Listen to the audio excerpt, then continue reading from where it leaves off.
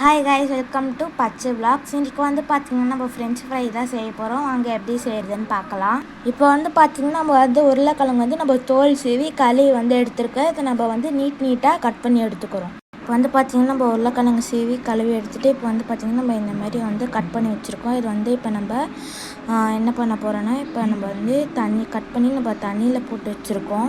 இது வந்து பார்த்திங்கன்னா ஜில் தண்ணிலையோ இல்லை நார்மல் வாட்டர்லேயோ உப்பு போட்டு ஒரு 10 மினிட்ஸ் வந்து அப்படியே விட்டுருங்க. அப்புறமா எடுத்துகிட்டு மறுபடியும் ஒரு நல்ல தண்ணியில் அலசிட்டு அப்புறமா வந்து பார்த்திங்கன்னா இந்த காய வச்சு நம்ம எண்ணெயில் போட்டு பொரித்து எடுத்துடலாம்.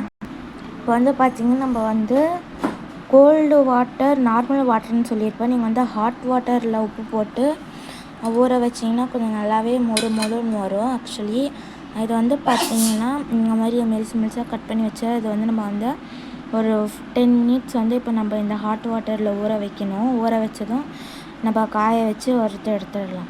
இப்போ வந்து பார்த்திங்கன்னா வந்து சுடு தண்ணியில் போட்டு 10 மினிட்ஸ் வந்து நான் அதிலே விட்டுட்டு இப்போ வந்து எடுத்திருக்கேன். இது நம்ம வந்து துண்டுலையோ டிஷ்யூ பேப்பர்லேயோ இப்போ நம்ம இதை வந்து காய வச்சு எடுத்துக்கலாம்.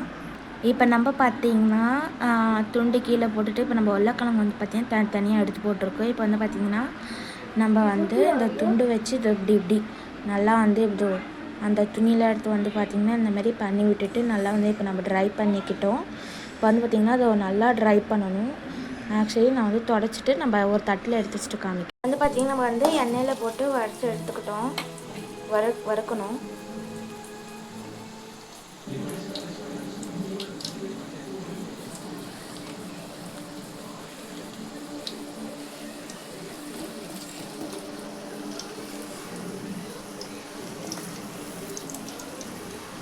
இப்போ வந்து பார்த்திங்கன்னா இப்போ அது கொஞ்சம் கால் வேக்காட்டில் வந்து வேக வச்சுட்டு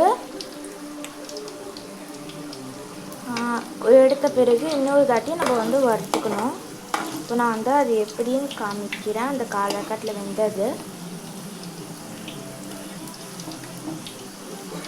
வந்து பார்த்திங்கன்னா இதான் வந்து கால் வேக்காடு. இப்போ வந்து பார்த்திங்கன்னா இது வந்து நல்லா ஆறணுன்னு இன்னொரு தாட்டி நம்ம எண்ணெயில் போட்டு இப்போ நம்ம வறுத்து எடுத்துகிட்டு இப்போ வந்து இது நம்ம ஆட்டும்.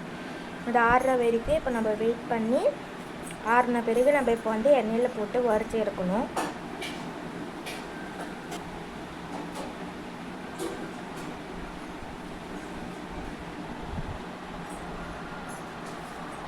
வந்து பார்த்திங்கன்னா நம்ம வந்து ரெண்டாவது தடவை நம்ம வந்து வறுத்து எடுத்துட்டோம். இப்போ நம்ம வந்து மிளகாத்தூள் உப்பு கலந்து வச்சுருக்கோம். அதை நம்ம போட்டுக்கலாம்.